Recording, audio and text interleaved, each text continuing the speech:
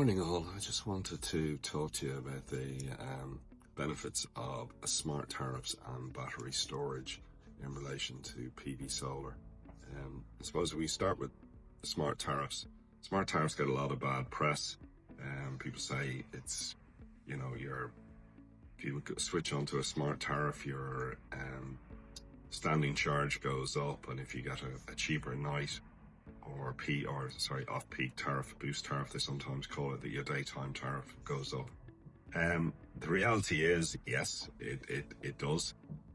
But you need to do your homework and you need to do the maths. I suppose I say to people, it's a bit like shopping for health insurance. There's a lot of smoke and mirrors out there.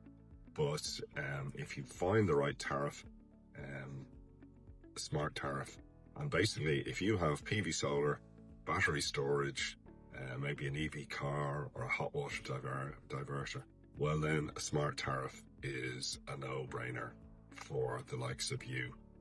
If you don't have any of those, or even if you just have PV solar with no battery storage, well then maybe a standard 24-hour non-smart tariff is the way to go, as long as you have export on it that they can monitor your feed-in tariff, which you're entitled to get paid for. So that's just a quick introduction. But basically, if we look at battery storage in conjunction with PV solar, a lot of people look at battery storage and when they see it on a quote, we see it all the time, the quotes that go out, they just see it as a chunk of change. On the quote, a battery could be $2,500 for a 5 kilowatt battery. Now, if you get it installed as part of the PV solar package, there are promotional offers and there's no VAT on it. So you can be saving yourself, 1,500 quid there at the time, rather than waiting and putting it in at a later stage. But anyway, with battery storage, there's added benefits to it. One, I suppose we'll break it into a number of categories. One, you're basically using excess solar, i.e. solar that your house doesn't need to charge your battery. So during the daytime, lots of solar, house doesn't need it, maybe you're not there during the day, so it charges your battery. And it charges your battery for free.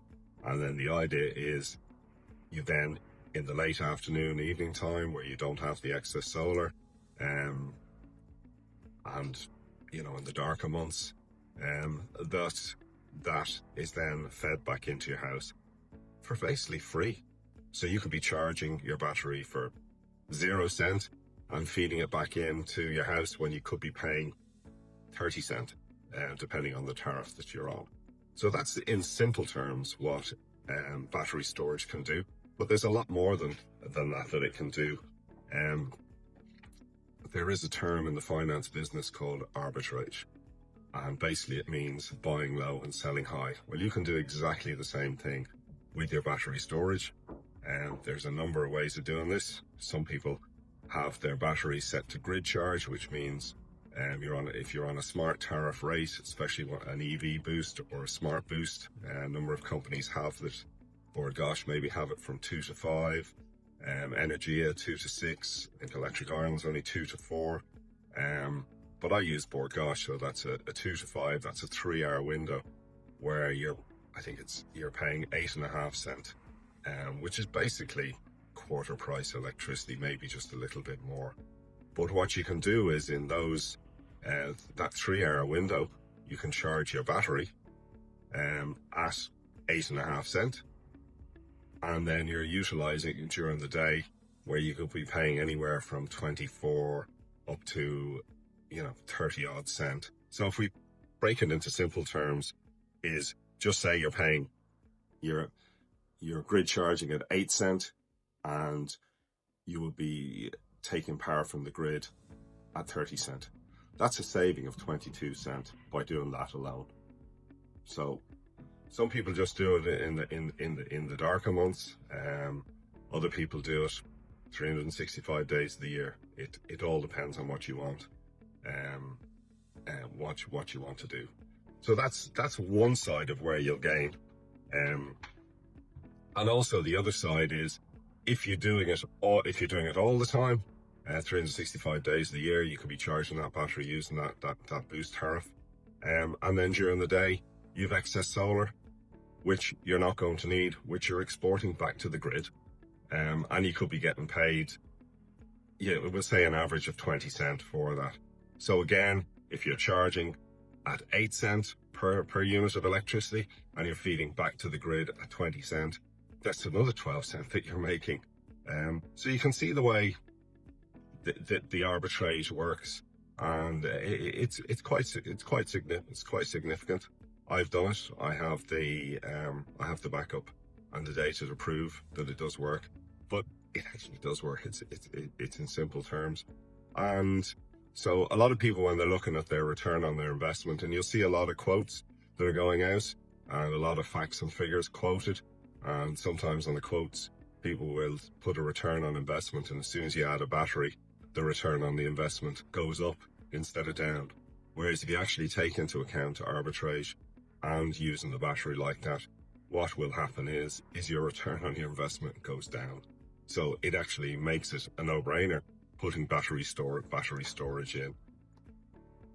And that's, I suppose, in simple terms, what it works. I think there's a lot of misunderstanding out there and people don't understand. As I said, we quote a lot of jobs and people say, oh, I don't want the battery now. It's a lot of money. I'll think about it at another stage.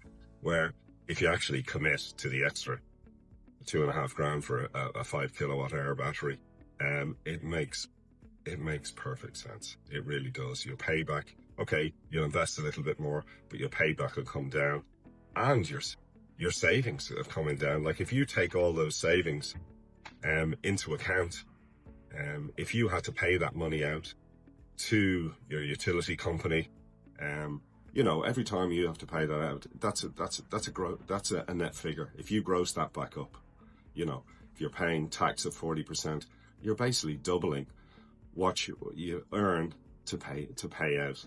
So if you're paying the utility company €50, it's actually costing you €100 in your salary. So you have to look at it in terms like that.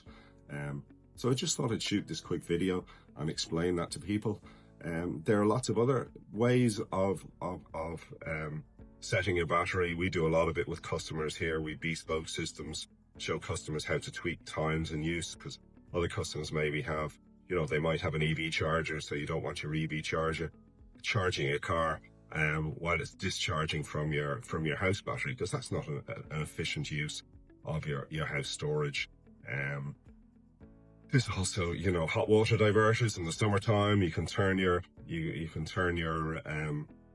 gas boiler, your oil boiler off, and you can use excess solar then to heat your hot water. If you have a particular hot water demand time early in the morning, well then what you can do is you can set the timer on your hot water diverter.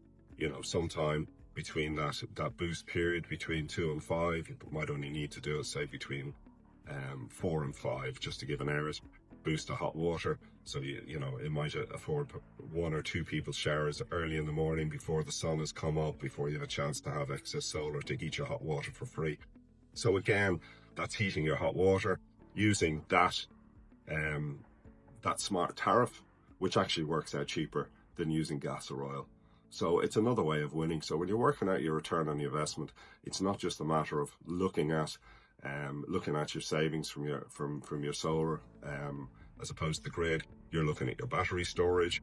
You're also looking at your hot water diverter, which then you have to add in the reduction in gas or oil usage that you would have had to use. And then, you can move on to EV chargers as well. Using that, again, that boost rate, it's, quarter price. Like it just makes electric car charging so cheap, so cheap, compared to the old days of where you were just doing it a day or night. And then you start comparing it to petrol and diesel prices. The savings are absolutely astronomical. Like they're north of 80% fuel comparison costs when you look at it like that. So anyway, that's just a quick interlude, show you the benefits of that. And if you've any questions or want to set up your system or need any advice, we're always here in Renewables Ireland to give out that advice. And at the end of the day, it's all about saving what's in your back pocket. Okay, thanks everyone. Have a good day. Cheers. Bye.